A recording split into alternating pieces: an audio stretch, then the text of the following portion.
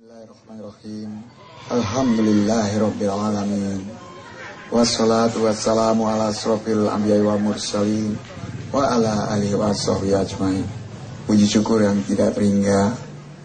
Kenapa? Karena kita masih bisa dikumpulkan oleh Allah Subhanahu wa ta'ala di tempat yang mulia ini, di mana nanti kita, ataupun mungkin sudah dari tadi, kita hanya berusaha untuk membicarakan kebesaran Allah semata. Di mana saya pernah mendengar sebuah hadis yang berbunyi kurang lebih artinya, barang siapa yang bersusah payah melangkahkan kakinya untuk mencari ilmu, maka Allah akan memudahkan langkahnya masuk ke dalam surga. Insya Allah kita akan dimudahkan oleh Allah. Jika tentunya salawat dan salam juga kepada satu-satunya manusia yang paling dimuliakan oleh Allah Subhanahu wa ta'ala, di mana kalau kita mengikuti kehidupan beliau, contoh kehidupan beliau, niscaya kita akan menjadi umat beliau dan kita akan bersama-sama beliau kemana? Ke surganya Allah. Siapa beliau? Beliau adalah junjungan kita semua, Nabi besar Muhammad Sallallahu Alaihi Wasallam. Kalau saya bentuknya seperti gini, ibu-ibu, bapak-bapak, ini bukan berarti saya ingin disebut ulama, tidak. Bukan berarti saya ingin disebut ustadz, bukan. Saya masih penyanyi, bu. Mau dengar saya nyanyi, bu? Nanti, insya Allah. Kenapa kok penampilannya nggak seperti yang duduk gitu ya? Kok begini? Itu ada ceritanya. Kenapa hadirin sekalian? Karena saya mencari sesuatu yang sama bahwa Bapak Ibu hadirin sekalian cari dengan saya. Apa itu? Kebahagiaan. Ini yang kita cari. Dan sekarang saya mengerti kebahagiaan yang harus saya capai adalah bukan hanya di dunia saja, tapi juga di akhirat. Justru di akhirat itulah kebahagiaan puncaknya, di mana situlah target daripada hidup saya. Jadi bukan lagi kebahagiaan itu, kesuksesan itu kalau saya sukses di atas panggung, tapi sekarang target saya, sukses saya kalau saya masuk surganya Allah. Itu sukses yang sebenarnya. Nah, untuk itulah kenapa saya berubah begini, untuk mendapatkan kebahagiaan. Dari mana kebahagiaan itu? Tidak lain tidak bukan dengan cara mengamalkan agama. Nah, hadirin sekalian, untuk mencapai kebahagiaan itu dengan cara agama Islam itu, Allah telah memberi contoh kehidupan manusia-manusia dahulu untuk dijadikan contoh bagi kita yang hidup sekarang ini. Walaupun manusia itu dilimpahi dengan harta yang melimpah ruah sebagaimana Qarun, atau juga pangkat yang tinggi sebagaimana Fir'aun, tetapi hadirin sekalian, apabila tidak ada iman, tidak ada amal soleh, tidak ada takwa yang benar kepada Allah Subhanahu wa ta'ala, maka pada akhirnya mereka akan dihinakan dan dibinasakan oleh Allah Subhanahu wa ta'ala.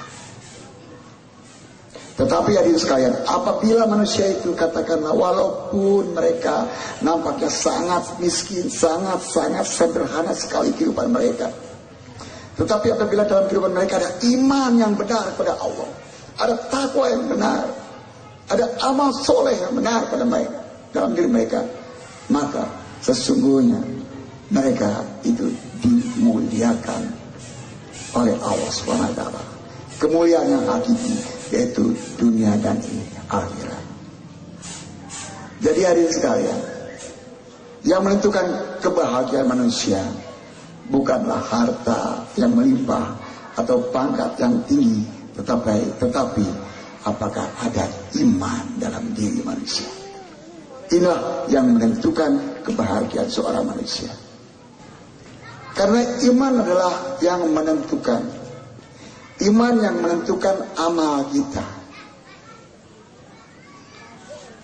Yang lain itu hanya pelengkap saja. Iman adalah sebagaimana fondasinya sebuah bangunan, sebagaimana akarnya sebuah pohon. Yang lain itu pelengkap saja, tapi iman inilah fondasinya. iman ada, insya Allah kita akan mudah untuk mengamalkan perintah Allah. Iman naik, amal pun naik. Iman turun, amal pun turun. Ini yang menjadi masalah kita. Dan jadi masalah besar kita, adakah iman dalam diri kita? Zaman Rasul dulu, begitu para sahabat berikrar, bersyahadat, itu mereka tidak langsung perintah, tidak langsung mereka mendapatkan perintah sholat atau larangan-larangan, tidak. Tapi itu memerlukan beberapa tahun, belasan tahun. Sesudah mereka berikrar, bersyahadat, itu belasan tahun barusan ada perintah sholat dan ada larangan. Belasan tahun. Nah, ini masa apa ini? Sepertinya masa kekosongan saja. Tetapi disitulah masa baginda Rasulullah SAW mengusahakan kepada para sahabat, usaha apa? Usaha atas iman. Bagaimana agar dalam diri para sahabat ada iman, usaha atas iman. Sebelum ada perintah, subah larangan, iman dahulu diusahakan oleh baginda Rasulullah belasan tahun. Caranya bagaimana hadirin sekalian? Begitu sahabat berikrar la ilaha illallah, mereka paham untuk memasukkan hakikat kalimat la ilaha illallah ke dalam diri mereka. Caranya apa? Mereka dakwahkan la ilaha illallah. Dakwah.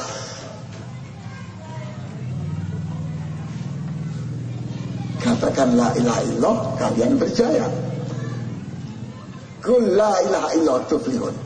Katakan la ilaha illallah dan kalian akan berjaya. Jadi untuk memasukkan kalimat hakikat kalimat la ilaha illallah, mereka dakwakan. Dulu hadirin sekalian belum ada suasana agama, belum ada. Belum ada pesantren, belum ada madrasah, belum ada apa-apa. Belum ada suasana agama. Semua hiruk pikuk dengan keduniaan, berhala di mana-mana. Nah, bagaimana caranya mereka untuk mendapatkan hakikat la ilaha illallah, untuk mendapatkan iman, hadirin sekalian? Mereka dakwah, mereka masuk ke pasar.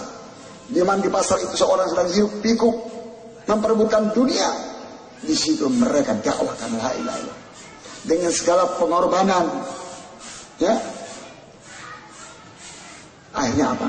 Dari situlah iman mereka naik. Mereka disiksa, dihina, ya. Dan itu akhirnya iman mereka masuk. Dengan apa caranya? Dengan dakwah. Dan ini terbukti hadirin sekalian. Kenapa seluruh nabi dan rasul imannya tiap saat naik? Karena setiap saat mereka berdakwah. Dan ini sudah terbukti. Jadi yang bisa menaikkan iman ialah dengan berdakwah. Jadi sekalian yang saya ingin bicarakan sampai akhir daripada penjelasan saya adalah hanya masalah dakwah. Karena dakwah ini sangat-sangat penting. Untuk apa? Menaikkan iman. Dengan dakwah kita naik iman. Dengan iman kita akan mudah melaksanakan perintah Allah. Sekarang yang terjadi pada diri kita, kita lahir belum ada usaha iman, udah langsung perintah sholat.